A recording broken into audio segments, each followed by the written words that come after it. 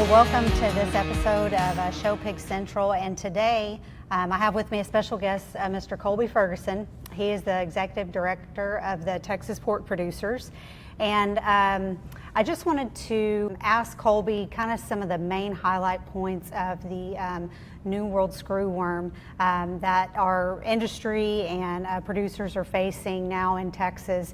And so basically just kind of wanted to hit the highlights. You know, what are the three big things that Texas swine producers need to be concerned about? Sure. I guess I'll start with like the thing that we say the most is that this is not a meat safety issue. Mm-hmm. We're literally here at Texas A&M and just went through their meat science department talking about mandatory inspection during slaughter and all that. So these animals are looked at by the inspector before processing, during, and after. And so the likelihood of an animal going through that whole process with an infestation is not going to happen. So we're not going to have the pest end up in our meat supply. So that's like first and foremost. That's kind of really the thing that I would really want to make sure everybody is, when they're talking to their consumer or their buyer or whatnot, just let them know that, hey, this is not a meat safety problem. Number two, this really isn't a swine problem. Mm. We're not in the kind of the crosshairs of this fly. The pasture raised animals like cattle and wildlife is really the ones that are most susceptible because they're out 24/7. Now, can pigs get it? Absolutely. Humans can get it. Dogs and cats can get it.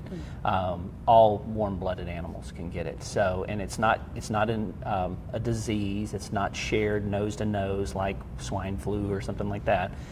It's a pest. It's a fly that lays eggs and creates a larva that burrows into the skin.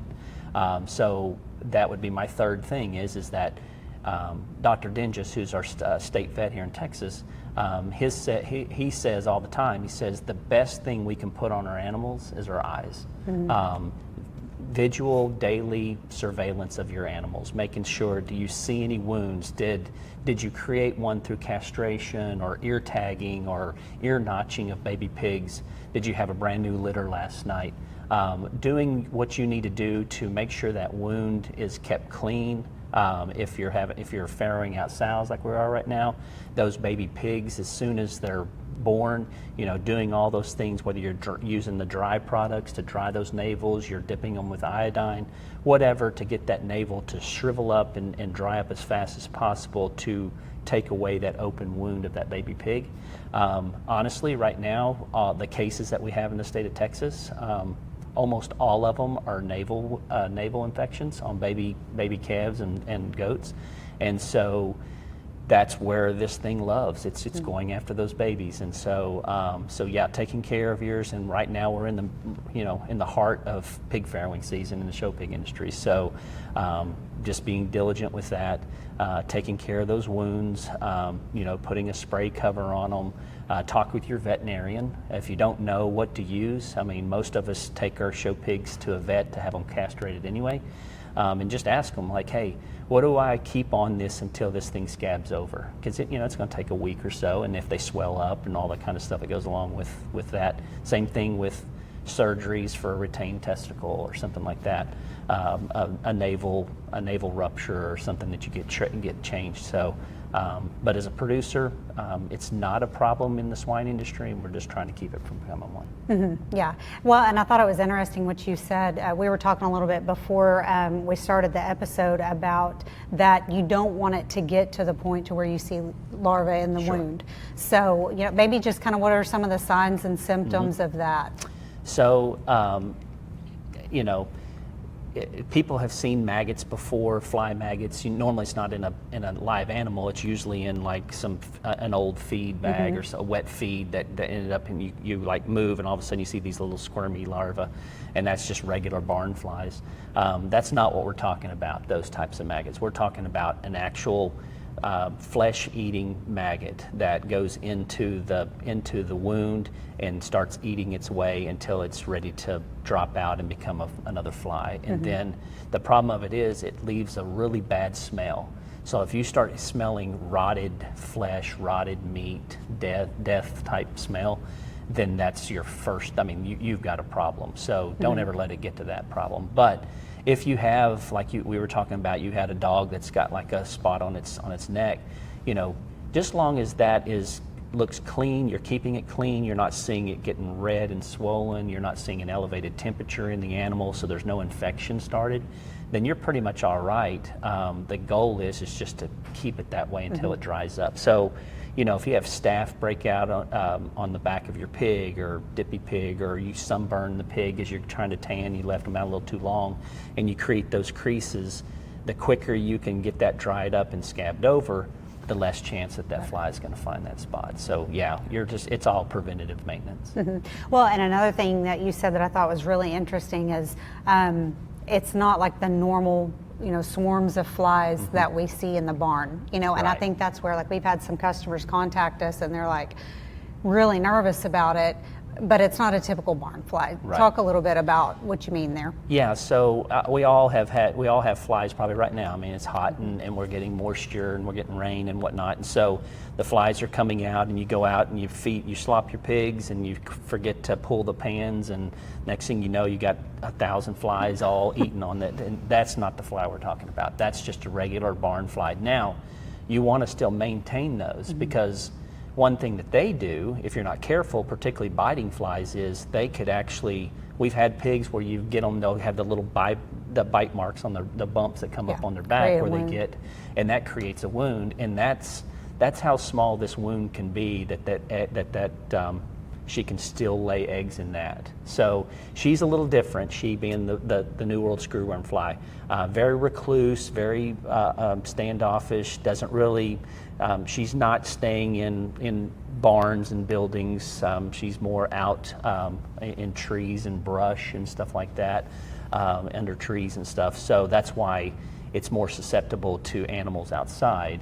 So if you do have livestock that let's say you have sow pens and they're out underneath trees, and I know down in South Texas it's hot and you're trying to find ways to keep them cool, those are the ones you want to keep a close eye on because they are could be potentially exposed. Those ones that are in the barn, under fans, in shavings, on wood chips, whatnot, you're probably not going to have the problem in there. It's going to be those ones that are outside because those flies really, they don't associate with other flies.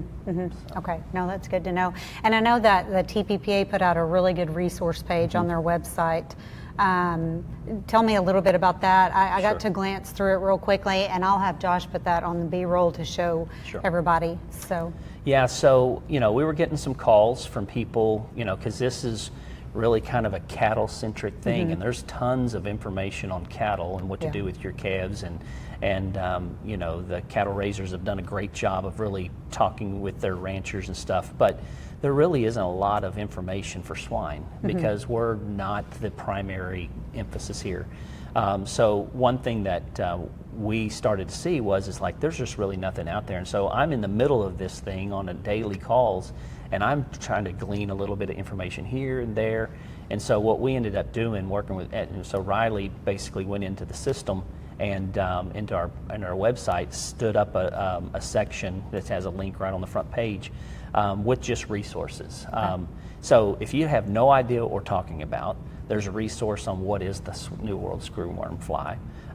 If you're like, hey, I'm small, I've got like 5 sows, or we just kept a couple of gilts and we're ferrying them out, I don't have a veterinarian that I work with, there is a Find a Vet link on there. So if you just you put in Texas, your county, a category 2 vet's what you need, and it will show you every veterinarian in your county. Okay, so you might be in a small, very rural county and it comes up with none.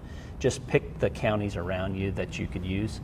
I did that with the county I'm in, and nothing came up, but then I put in Parker County and 4 came up. So yeah, sure. But they're going to be there's probably going to be horse vets in my horse country, and you're going to have that. So all those large animal vets are going to have good knowledge to use. And really all you're asking for is, what can I use? What do I look for? How do I keep it from from getting it. Yeah, now that's what I had texted Dr. Gleason this week, because like you said, everybody's farrowing, we all have tons of babies, and I said, you know, what do we need to do anything different besides iodine and the Secozorb that we use, the drying agent? And he was like, no, that's good, just keep an eye on everything. So definitely reach out to your vets if you have questions there. And then the Extension Service put out a really good, I think it's a couple page informational piece about this as well. It was talking about, you know, if you use the what are the docking to dock the tails, and it, that actually cauterizes it, and that helps seal the wound. So just little things like that, and I know, like I said, our customers, they were really concerned because they're fixing to get their bears castrated. And one thing I read, I know San Antonio put out, is it said do not overdo kind of from a proactive standpoint. Don't treat too much. You know, because you could run into some different issues there if you try to over treat this if you don't have a problem. Yeah, less is more in most cases. And I tell you, a practice, I think if we were still showing, if my kids were still showing, that would be a practice I would use. You typically deworm once a month on show pigs. Now, this is not producer side, this is more the show pig side. We buy the pigs, we get them on feed, and then we get to that time where we're ready to get boar pigs castrated. What I would recommend is I would give a shot of Dectomax that either the day of or the day before I do have the castration. You could, and if you're taking them to the vet, just say, hey, can you give them a shot of Dectomax? And what that's going to do, Dectomax is, from what we're hearing, is the best anti-larva issue. It does the best job from the inside out. So like if you're doing everything you possibly can to keep that wound clean and you just miss it, you know, she comes in at midnight and you're asleep and she lays her eggs on your pig, that is going to, when those larvae hatch and go into that skin, into that infection, it'll kill them instantly, and you've just fixed the problem. Oh, wow. So it's kind of like a little bit of life insurance there. It's kind of like, I'm going to go ahead and put this in now, preventative. It's almost like a vaccination, and we're just in case we get it. But I would not do it every month. I would do it only when I know I'm going to create a wound on my animal, which would be maybe castration, validation, taking them, having the validation tag put in their ear. And then really outside of that, if I have one that gets the dippy pig, gets the staph infection on their back, and I open up a wound, I'd probably give a shot of Dectomax while I'm at it. And that's going to take care of mites and mange. You're going to take care of any possibly parasites that you're trying to pick, intestinal parasites as well. So it's a kind of a catch-all for, I'm talking about it for New World Screwworm prevention, but it's also got characteristics that are your typical use anyway. Absolutely, yeah. And Camlin and I are going to do a session tomorrow with the kids here at the Pork Producers youth deal about skin and hair, and we will talk a lot about mange and mites, because it's something that a lot of people are fighting everywhere. So okay, well, great. Well, that's I appreciate you sitting down with us. We just kind of wanted a real broad. I would say one last thing is that it's June, and we're at the beginning, and this didn't get here overnight, and unfortunately it's not going to be gone overnight. This thing really is probably going to continue to kind of spread a little bit here and there, and there's going to be a positive case here and a positive case there all summer. And so this is not something so we're going to get into pig sale season, you're going to start buying pigs. Just be vigilant of where you live. Are you in an infested zone or you're not? Are you going to buy pigs from somebody that's in an infested zone or not? Because there are going to be movement restrictions on getting those. And then when we get into the fall and we start talking about jackpots and stuff like that, there's going to be some issues there. So be vigilant of where this is, what's happened, and make sure you find out first before you decide to load up in the trailer and go somewhere and find out that, I probably shouldn't have done that. So this is going to be a long-term deal. So don't think that, I don't have summertime bears on feed, I'm not going to state fair, so it's not going to be a problem. This will probably still be a problem October, November too. So real quick on that, an infestation zone and a quarantine zone.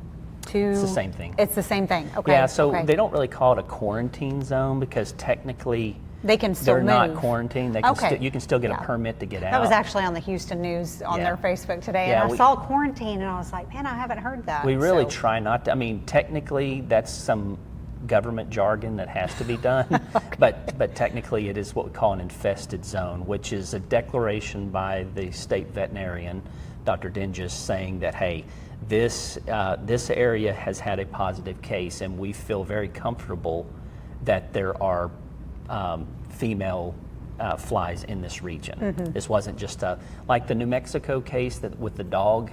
Yeah. That came from Mexico, and they're fairly certain that was a case, that was a movement case where the dog got infected in Mexico and came there, and so that's Okay. considered an isolated case. So that's different than what's going on in like Zavala County and whatnot.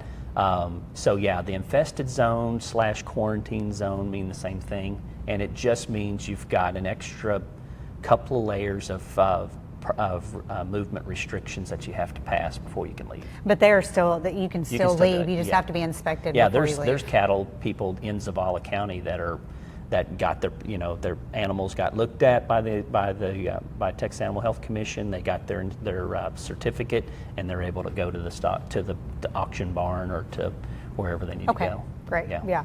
So Okay. it's mainly just we don't want to move anything that's infected out of Right. that zone. Yeah.